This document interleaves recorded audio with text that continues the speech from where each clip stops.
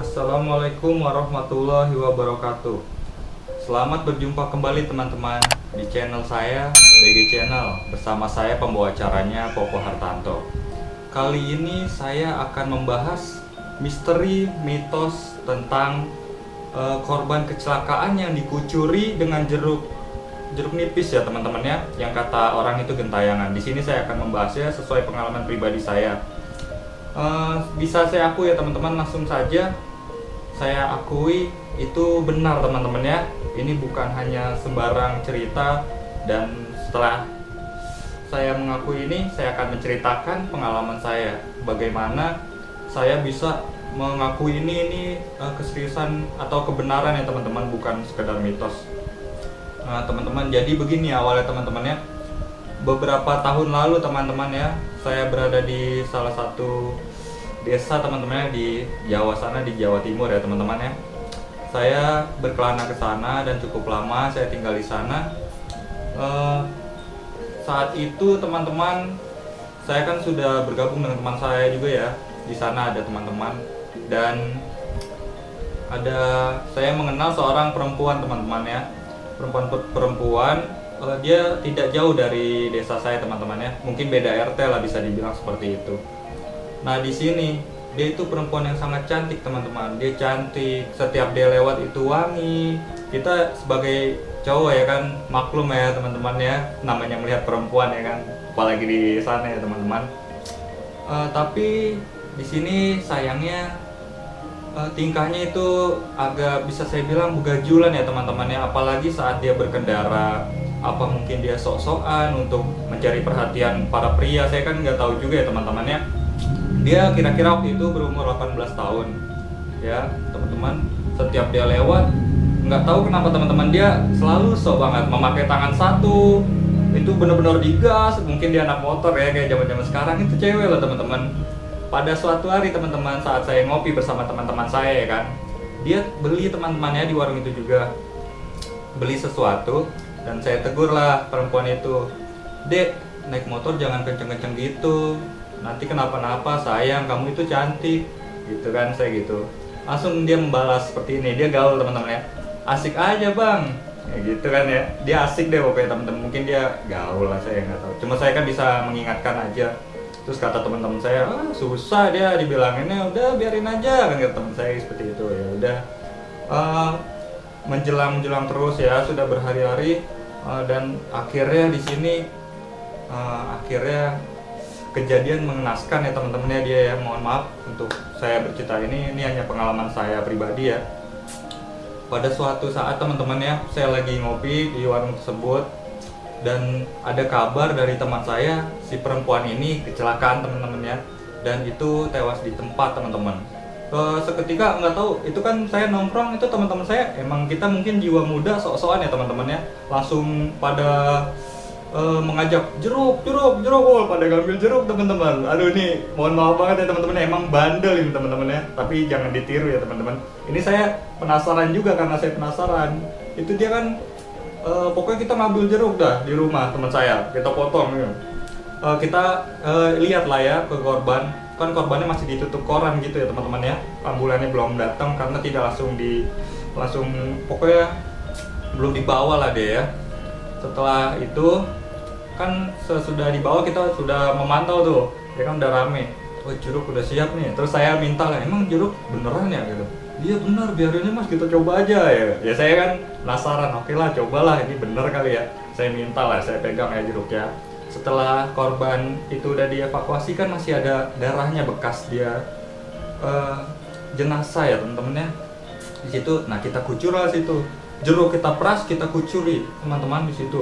Bersama teman-teman saya kan, bandel ya teman-teman. Emang orang-orang tua situ tahu, jangan jadi gitu, cuman, biarin aja pak, gitu.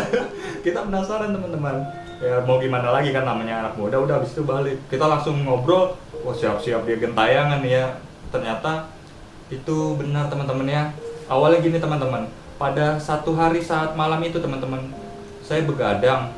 Ya kan, saya begadang, saya tungguin katanya bener apa enggak. Itu teman-teman saya di kampung itu pada tutup pintu teman-teman, kalau udah tahu ada anak-anak muda bandel kayak gitu teman-teman. Wah pasti gentayangan, itu emang bener.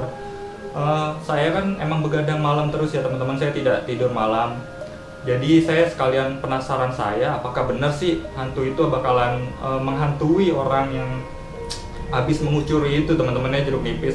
Pada hari pertama itu tidak ada apa-apa teman-temannya, saya biasa aja, saya udah tunggu mana sih bener apa enggak nih, itu nggak ada apa-apa teman-temannya. Tapi setelah pagi tiba teman-teman, ada cerita dari warga bahwa si perempuan itu dia gentayangan teman-teman, menghantui warga teman-temannya. Ada salah satu yang mengatakan, aku dihantui sama setan kemarin gara-gara dikucurin jeruk, jadi gentayangan dia teman-teman ya kan. Cuman kita masa sih belum dikunjungin. Nah di hari kedua pun masih sama teman-teman, saya begadang nggak ada apa-apa teman-temannya. Itu warga udah mulai ngomongin banyak, kata PRT udah tutup aja pintu semua, malam jangan ada yang keluar gitu kan ya. Hari kedua nggak ada, dan hari ketiga ini, nah di hari ketiga ini dia mendatangi saya teman-teman ya, malam-malam pada saat saya begadang. Ini lumayan merinding saya teman-teman ya, karena saya menceritakan kisah yang benar-benar yang mitos, dan ternyata ini benar teman-teman. Saya mencoba ini benar teman-teman, saya nggak bohong. Bisa kalian coba, tapi ya jangan dicoba ya teman-teman, kasihan teman-teman. Dan ini juga serem, takutnya kalian bisa mengalami kejiwaan karena didatangi hal seperti itu teman-teman. Nah pada malam tiba teman-teman ya, jam 2 ya, jam 2 itu angin seperti biasa, angin tiba-tiba kencang teman-teman.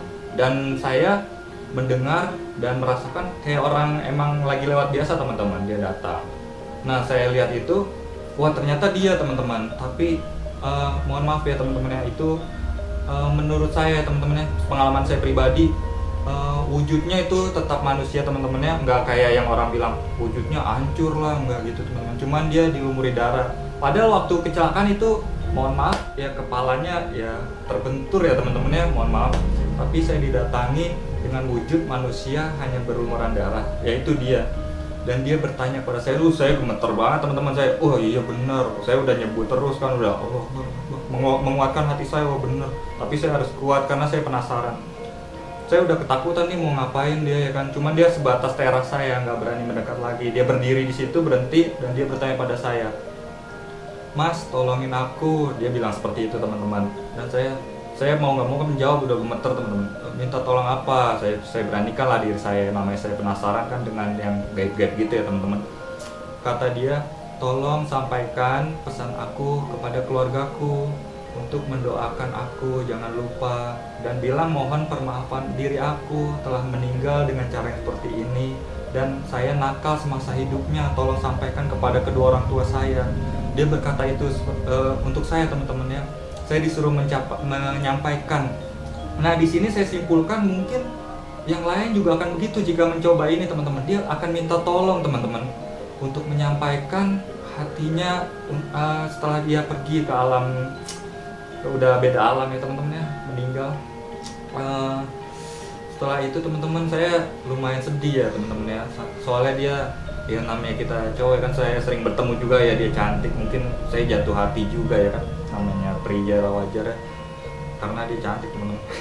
Mohon maaf ya teman-teman ya, tapi dia udah nggak ada, udah almarhumah. Semoga saya doakan juga dia tenang teman-temannya di sana ya.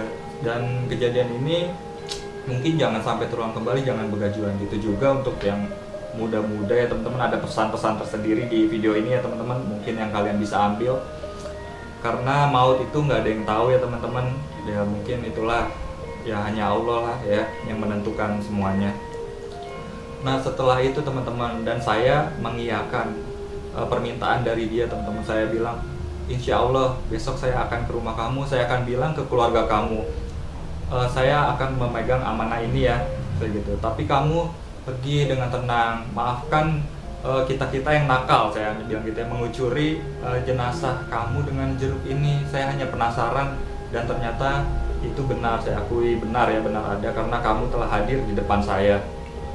Saya bilang seperti itu, dan dia hanya diam saja, dan dia akhirnya pergi teman-teman, dengan berjalan biasa ya teman-teman, nggak langsung hilang ting, nggak gitu di depan mata saya. Dia berjalan biasa aja, ngikutin jalan, dan hilanglah di sana. Saya nggak tahu, terus saya gemeter ya kan, wah merinding juga ya kan. Karena ini serem teman-teman, saya keingetan teman-teman, bahaya teman-teman. teman-teman. Soalnya saya sering sendiri teman-teman, karena saya memperdalam kebatinan juga kan. Setelah itu keesokan harinya saya langsung ke rumahnya dan saya sampaikanlah pesan dari perempuan tersebut, yang saya tidak sebutkan namanya di sini ya teman-teman, karena nggak enak teman-teman ya, mungkin sedih nantinya. Dan sudah itu saya ceritakanlah semua yang disampaikan. Saya bertemu rohnya, dia datang kepada saya kan, karena warga yang lain kan takut teman-teman kalau ditemuin itu kabur teman-teman. Saya hanya mendengar cerita di pagi harinya, itu sih ini gentayangan gitu-gitu ya teman-teman. Nah saya beranikanlah dan akhirnya saya bisa ngobrol, dia ngajak ngobrol teman-teman, dia minta tolong. Sesudah disampaikan ya udahlah, didoain terus kan untuk perjalanan dia menuju ke alamnya terus.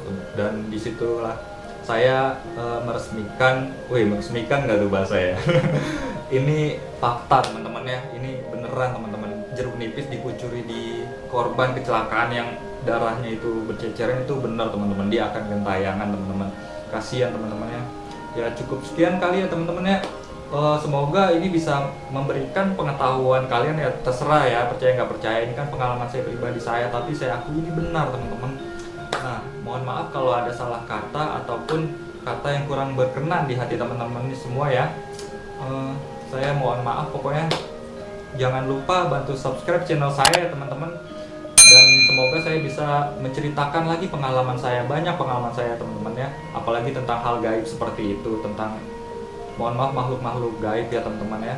Saya soalnya sering, mungkin diizinkan Allah, kadang makhluk itu terlihat di mata saya teman-teman.